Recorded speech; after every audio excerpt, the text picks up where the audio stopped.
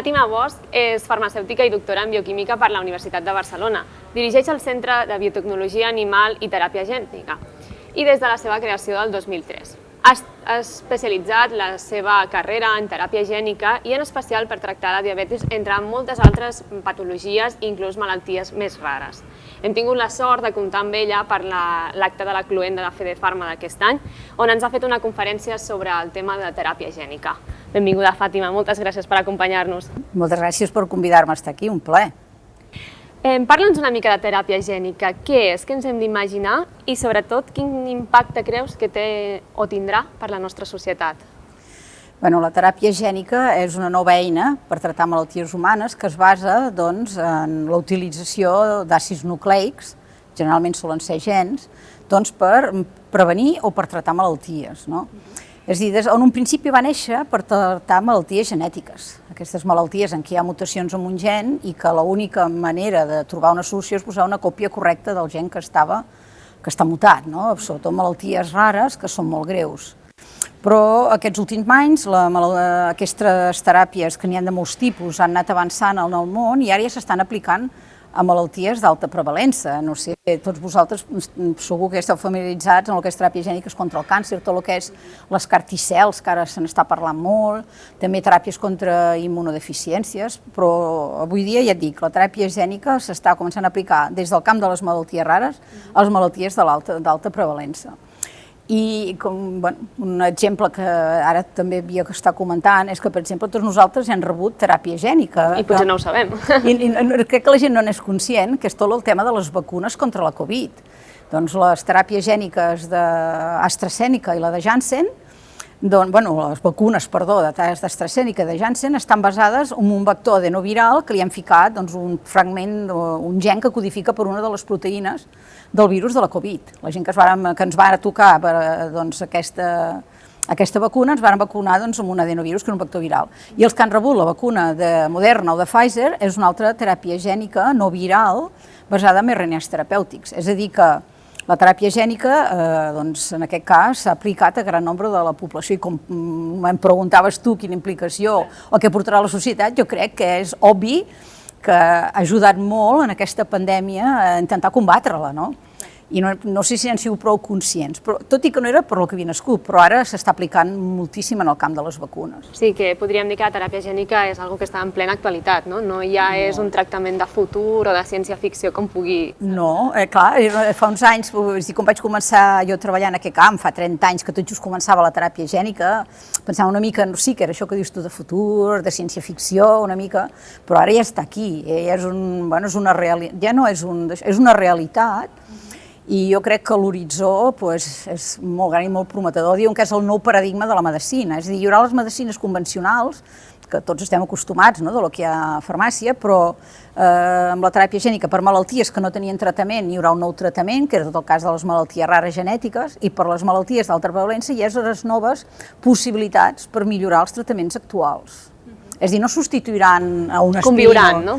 És a dir, que jo crec que són teràpies que conviuran i ajudaran molt a millorar les malalties. Pensa que el càncer, moltes d'aquestes càncers, pacients que els que estan tractant ara són pacients que ja els han passat per tots els fàrmacs actuals i que ja diríem estan com desahuciats, els traten amb això i els han recuperat. Per tant, ara cada vegada podran tractar gent que no estigui amb el càncer tan avançats, perquè ara ja s'ha demostrat la seguretat i l'eficàcia. És a dir, que jo crec que estem davant un nou paradigma, no? I ja que als Estats Units que els agrada fan servir molts aquestes paraules, no? Un canvi, no? De paradigma total. Sí, una nova època i jo crec que amb la pandèmia ha quedat demostrat. Doncs sí, i en aquesta nova era que estem comentant ara, cap on creus que van les línies d'investigació? Potser ens sonava més, el que deies en teràpia contra el càncer, hem vist ara recentment a nivell de control d'epidèmies, com pugui ser el tema de la Covid, però també comentaves al principi que s'aplica per malalties metabòliques i inclús malalties rares o molt poc freqüents. Per tant, cap on hi haurà més novetats d'aquí poquet? En aquest moment jo crec que sí està invertint molt diners al camp de les malalties rares, s'està s'estan muntant, no anava a dir milers, però sí que centenars de noves empreses, startups, que totes estan enfocades sobretot a malalties rares. Però clar, de malalties rares n'hi ha 7.000 o entre 7 o 8.000 i se n'estan tratant, posem unes 500, encara en queden moltíssimes per tratar.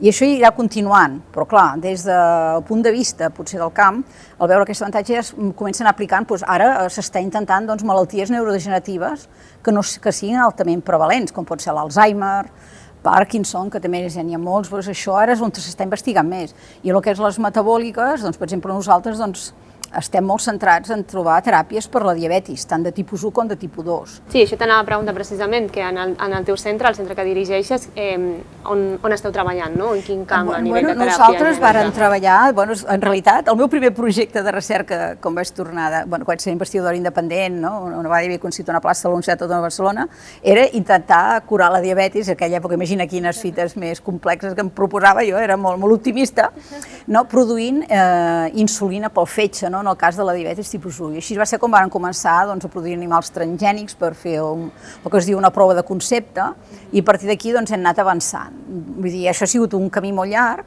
però al final varen trobar una combinació d'insulina i un altre gen, que és un enzim que codifica, per exemple, per la glucoquinasa, que és un que fosforia la glucosa, i el van posar en el múscul esquelètic d'un animal, en ratolins i després en gossos, i han creat un sensor a la glucosa, que capta glucosa segons els nivells que hi hagi circulants. És a dir, en vez d'injectar insulina externa, el múscul automàticament elimina la glucosa de la sang.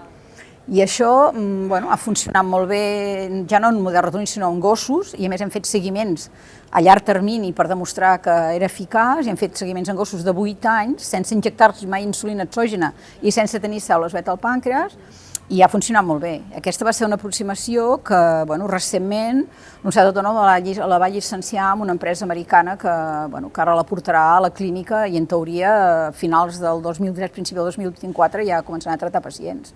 Aquesta seria una, també hem fet regenerar el pàncreas, fer reproduir les cèl·lules beta que s'han mort, combatre la resposta autoimmune, i estem treballant també, i vàrem també treballar.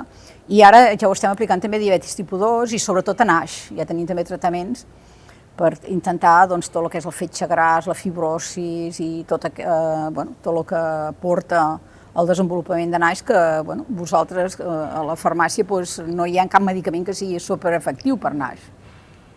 Doncs també tenim ara uns que sembla que funcionaran molt bé i estem cap aquí. És a dir, que la teràpia gènica jo veig que en un futur s'anirà a tractar aquestes malalties també, no sé, ara també en col·laboracions amb un altre grup de Madrid, de la Maria Basco, hem estat fent una teràpia gènica per fibrosis pulmonar i altres grups que treballen per altres teràpies gèniques per malalties cardiovasculars. És a dir, que ja anem de les malalties rares a malalties de més alta prevalença que afecten a gran nombre de la població. Sí, i que a més a vegades també pot semblar que són també com una epidèmia, parlem a vegades de l'epidèmies del segle XXI, de la diabetes, la hipertensió, i quin impacte tenen en la societat i en la majoria dels pacients, perquè ja és una condició moltes vegades de per vida, crònica. Sí, la diabetis sobretot, ja saps que és una malaltia crònica, que la gent al principi no li fa molt cas, jo cada any els insisteixo molt amb les alumnes. Una mica de sucre, no passa res. Sí, això mateix els dic, i clar, i llavors el problema principal és que les complicacions que van apareixent amb l'edat, vull dir, a mesura que la malaltia no para, va avançant, doncs això és el que nosaltres intentem bloquejar aquest avanç de la diabetis, en el cas sobretot de la diabetis tipus 2, perquè estem realment davant d'un problema molt greu. Després es podrà discutir molt de si les teràpies gèniques, que això no m'has preguntat, però potser també tu... Sí, perquè és que penso que molta gent dirà, el cost d'aquestes teràpies gèniques, però això sí que ho has de parlar. Que ara, en aquests moments, les teràpies gèniques estan resultant molt cares, però tothom ara està treballant, sobretot per tot el que és la manufactura dels vectors, és el coll d'ampolla durant molts anys, això ha retrasat molts assajos clínics i no hi havia prou plataformes o podríem dir prou laboratoris que els produïssin, però ara cada vegada fan i se van tirant els costos. I per tant, la teràpia gènica, que molta gent pot dir que pot arribar a ser molt complicada, ja no és el punt de vista... Al gran públic, perquè arribi tothom... La seva distribució inclús, no? Doncs llavors apareixen els costos. Mira mateix les vacunes. Les vacunes, aquestes contra la Covid, el cost de manufacturing, quan hi ha hagut la necessitat aquesta tan gran, s'hi han posat molta gent a fer-la... Han sumat esforços, no? I s'ha baixat els costos. És que jo crec que l'exemple del que ha passat durant la pandèmia... Ens ha de servir d'inspiració, no? Sí, ha servit d'inspiració i per desenvolupar Doncs noves, sobretot perquè, clar, nosaltres pensem, o sobretot jo penso, perdó, potser molt enfocada al laboratori preclínic, la gent que estem a l'estat, però que nosaltres hem de parlar això ja passar-ho a nivell industrial i que es pugui comercialitzar, no? I llavors aquí es necessiten esforços de moltes altres experteses, no? Jo que sé, enginyers, i això, el que s'ha debat ara actualment a la teràpia gènica és que la teràpia gènica pugui arribar a ser assequible per tractar milions de persones, no només uns poquets pacients. Que no sigui algo només reservat a persones privilegiades, no? I tant. Sí, privilegiades o que sigui una malaltia ultra rara i que llavors les associacions, si només tenen un centenar de nens, doncs aconsegueixin el finançament. Si nosaltres volem que arribi a tothom, doncs s'ha d'abaratir els costos i això passa per millorar també tots els sistemes de producció i manufacturing dels vectors, que jo crec que s'hi arribarà, perquè mira què ha passat amb les vacunes. Ja sé que les vacunes de RNA són més fàcils de produir, però fa 10 anys que haguessin sigut molt més cares que ara. És que quan hi ha una necessitat, jo crec que es posa en marxa tot, no? Sí. Però necessites que aquesta necessitat tingui un impacte molt gran perquè tothom sumi esforços, no? I m'estava preguntant també quines dificultats a nivell també ètic o normatiu us enfronteu a l'hora de presentar projectes relacionats amb teràpia gènica? Clar, nosaltres sempre som molt rigorosos a complir tota la normativa, és a dir, no fem cap experimentació animal que no estigui aprovat pel Comitè d'Ètica i Seguretat de la Universitat i aprovat per la Generalitat. Tots els procediments que fem tant en qualsevol animal, des de ratolí a gossos, ha d'estar aprovat, això, per començar. I des del punt de vista ètic també fem tot coses que sapiguem que èticament són correctes, és a dir, el que no farem mai és tractar, en el cas dels pacients, amb malalties, per exemple, que sabem que no funcionen prou bé amb els animals i anem a provar-ho amb humans, vull dir, i a més, en què sabem que no hi haurà efectes secundaris, vull dir, o que almenys tu no preveus, que els estudis preliminars, és a dir, que hi ha... Jo crec que l'ètica és molt important en aquest camp, vull dir, i tothom intenta, d'alguna manera, complir al màxim que no ens saltem cap pas, no? Sí, cap pas, és que clar, això l'ètica és una paraula molt important. Sí, però clar, sempre genera també debat, no? Aquest tipus de teràpies. Sí, perquè, per exemple, això, i et dic que aquest any ho vaig discutir-ho molt també amb els alumnes, perquè hi ha una part de la teràpia gènica, clar, tots nosaltres pensem, i som al laboratori, tots els investigadors, que anem a curar malalties, però hi ha altra gent que està pensant en el mal ús de la teràpia gènica, i per exemple això és tot el que és el dopatge genètic, és a dir, tu estàs demostrant que pots regenerar el múscul, o pots millorar, i altra gent fan servir això, voldrien fer servir això, per, jo què sé, fer atletes més... D'alt rendiment, no? Que no hi hagi cansanci, que no hi hagi fatiga muscular. Que tu li manipules uns músculs i que funciona molt millor, no? I aquí hi ha l'Agència Mundial Antidopatge, ha creat un comitè que també hi formo part contra el dopatge genètic. Per fer-ne un bon ús, no? Clar, que la gent no faci servir teràpia gènica per dopar-se.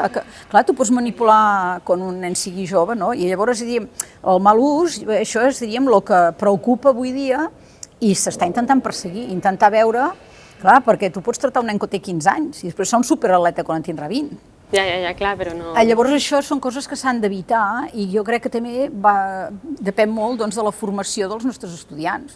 Això ho vàrem debatir molt aquest any també a classe, de dir això no és correcte.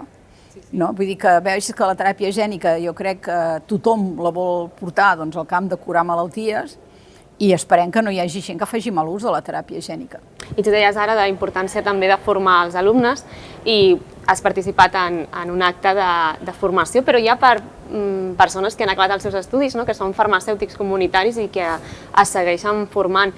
Fins a quin punt creus que és important la formació una vegada hem acabat els estudis oficials? Jo crec que la formació sempre és molt important, i el cas de la teràpia gènica ara ja és, jo crec, una mica com de cultura general, però és que en el món dels farmacèutics és molt important en el sentit que les teràpies gèniques s'apliquen, ara com ara, en els hospitals, i qui s'encarrega de rebre la teràpia són els farmacèutics de les farmàcies hospitalàries dels hospitals. Vull dir, en el nostre cas, que tenim ara unes 7 clíniques, s'està fent a Sant Joan de Déu, col·laboració amb Esteve, doncs es va haver entre la gent que es va haver de parlar van ser amb la farmàcia hospitalària per saber com es havien de descongelar les mostres, com es havien de portar al quiròfan. És a dir, que cada vegada els farmacèutics es trobaran més implicats, no? Més implicats, sobretot ara a nivell hospitalari, però qui et diu que hi hagi una teràpia gènica que sigui fàcil i que arribi un moment a vendre's a l'oficina de farmàcia. Que també seria una mica l'objectiu que comentàvem abans, no? Que siguin fàcils, de distribuir, de produir... Clar, això és el que s'està anant, perquè també baixarem els costos. És a dir, com més senzilla sigui la teràpia, doncs més fàcil. Ara, com ara totes les teràpies... Sí, són a nivell hospitalari. Són a nivell hospitalari, però el farmacèutic té un paper molt important, perquè ell és el que subministra i s'encarrega de custodiar els vials que arriben, que són les dosis que s'han d'administrar, no? Vull dir que jo crec que és un nou camp, però que amb el temps cada vegada hi haurà... Ens sentirem a parlar més, no? Jo crec que sí. I des de la farmàcia, com segur que ja saps, també moltes vegades tenen un paper de resoldre dubtes. I jo crec que és molt important també. És molt important, i jo crec que aquí també el francès podrà tenir un paper important en tot el que és malalties rares, perquè avui dia els pares estan molt formats i cada vegada que apareix una malaltia rara, els pares, perquè saben que els seus fills pot ser molt terribles aquestes malalties, moltes d'elles, els pacients es moren a edat molt tempranes. I clar, un pare avui dia que veu que el seu fill se li ha diagnosticat, llavors què fan? Llavors els farmacèutics també els poden orientar, aneu aquí a hospitals, comenceu a mirar a buscar per internet, perquè pot ser que algú ja estigui fent teràpies gèniques per aquesta malaltia rara. Clar. Doncs jo crec que des d'aquí els hem d'animar a seguir-se formant, a seguir-se informant sobre aquests temes, no només teràpia gènica, sinó moltes altres novetats terapèutiques, que una mica és el que intentem amb el programa de formació continuada i molts altres. Em sembla molt bé el que esteu fent. Enhorabona. Moltes gràcies. I moltes gràcies per compartir una estona i poder xerrar amb nosaltres, i sobretot per haver participat en aquesta cloenda del curs 2021-2022. Moltes gràcies per convidar-me, encantada d'estar aquí. Moltes gràcies, ha estat un plaer i fins aviat.